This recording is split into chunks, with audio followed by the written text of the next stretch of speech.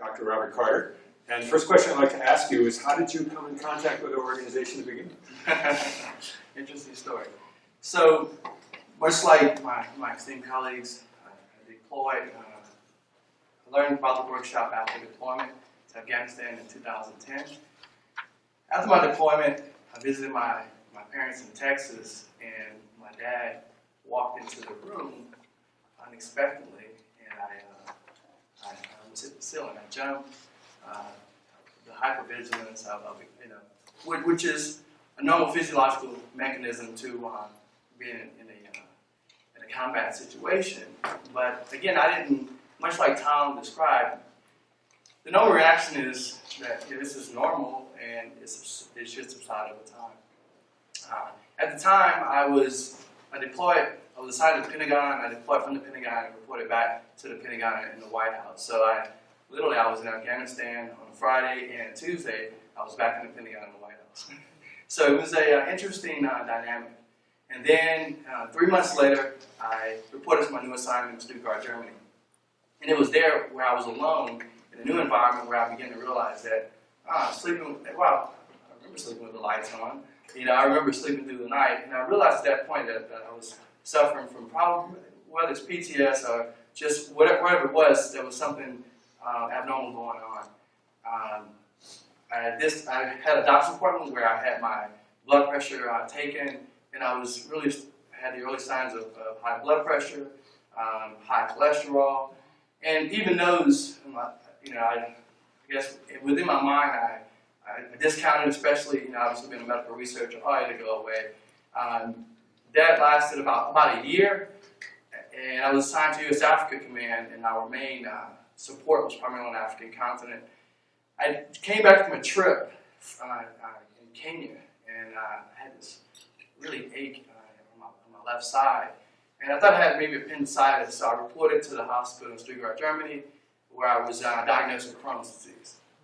And so, for many of you that don't know, Crohn's is typically a potentially life-threatening condition where ultimately your immune system is eating away at your colon or terminal ileum.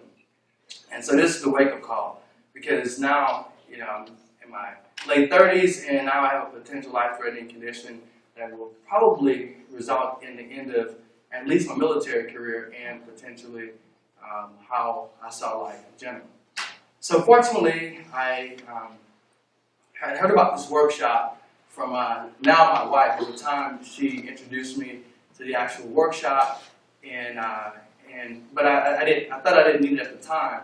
So I came back to the U.S., completed the workshop, and it really changed my life.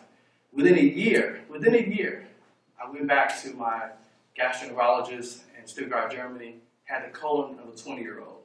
Wow. Yeah, so to date, I've had 3 follow-up colonoscopies, have 0 signs of Crohn's disease. Blood pressure is normal, cholesterol is normal.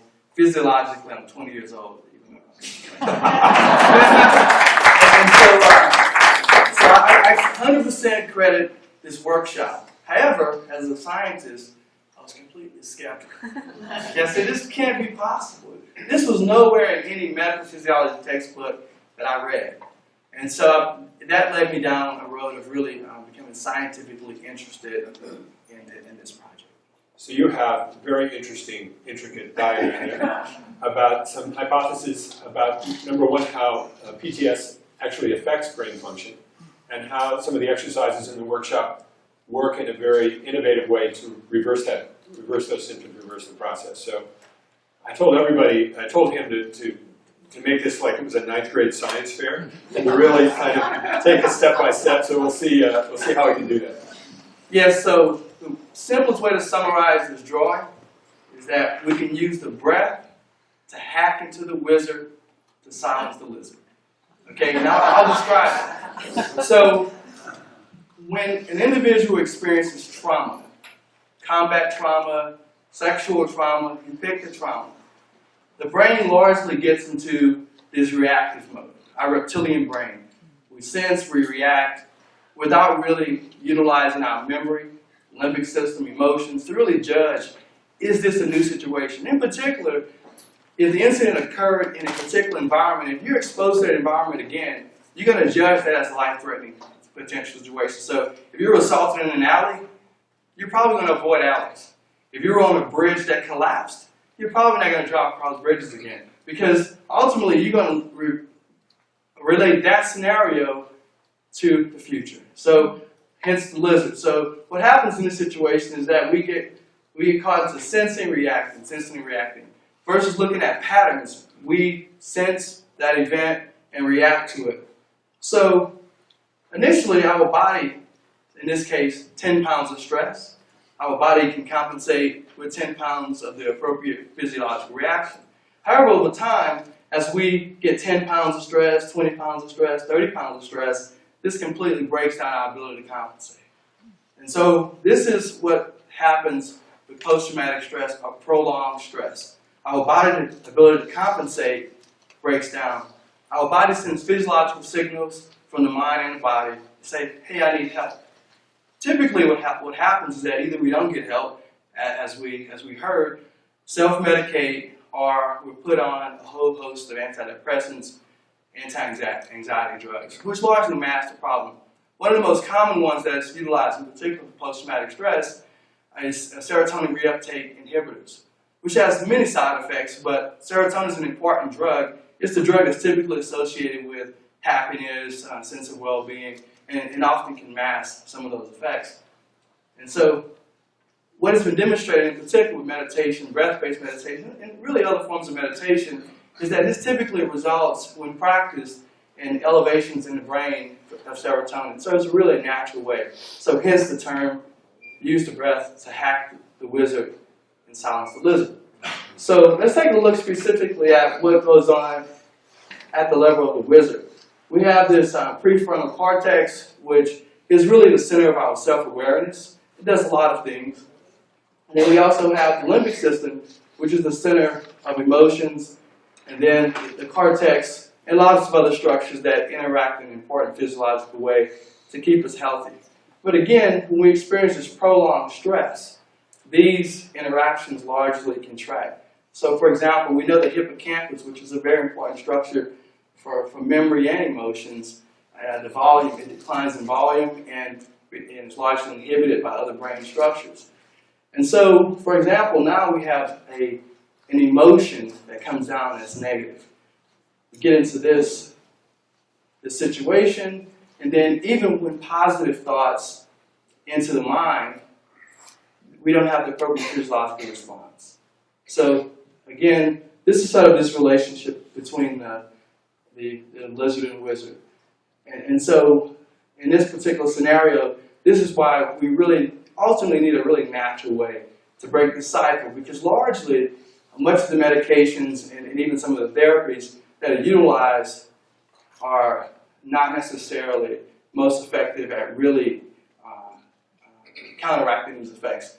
So I always like to say that many of our solutions for the problem that we currently have many unintended consequences. And so we don't receive lasting results, we typically create new problems. And not just in this situation, but generally when we approach problems from a traditional approach versus a system thinking approach to solving problems. And I think that this breath-based meditation, because it's truly natural, the breath has a natural physiological way of increasing brain blood flow.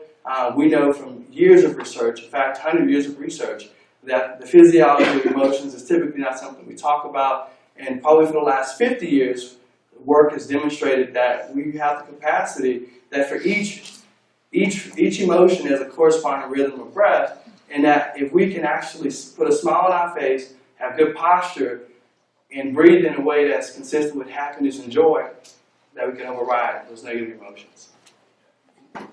Some people in the audience may be thinking how something as simple as the breath can cause such profound change. And we all know here that research has been done at Stanford and Wisconsin on these particular breathing techniques, and they see that the symptoms of PTS can go down as much as 50% during the workshop, and 6 months and a year later, they're still at those reduced levels. So to bridge that gap a little bit, can you just say one or two more sentences about how something as simple as a breath-based meditation can essentially permanently alter the functioning of the brain? Yes, so I think the workshop is unique in many ways. First, you have a family of breathing practices that are incorporated, but I think another important piece of it is that it's truly a safe environment for veterans to seek help. It's natural, there's no stigma associated with it. Also, there are other components like, you know, the storytelling. So vets have an opportunity to really, if they choose to share their stories in a way that they may not have had the opportunity. As we heard in previous talks, often you feel completely alone. And so by being in a situation with other individuals that have shared your experiences really allow you to release. This is a natural release. And the combination of the breathing practices really facilitates a significant healing process. I know you